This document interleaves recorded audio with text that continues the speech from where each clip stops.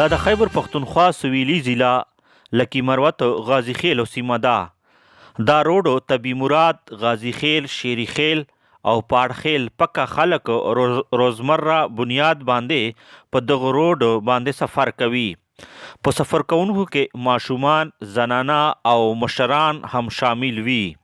خو دغه روډ له ډېرې مودې سره له خراب حالت په وجې سره د سفر کولو قابله نه ده، خو بیا هم خلک مجبور دي او سفر دپاره دغه روډ استعمالوي. ځایي سیمې اوسیدونکي تقریبا 6,000 نه زیات آبادي خلک روزمره بنیاد باندې دغه روډ باندې سفر کوي او د دغه روډ خراب حالت په وجه سره له ډیرو ستونزو سره مخامخ دي.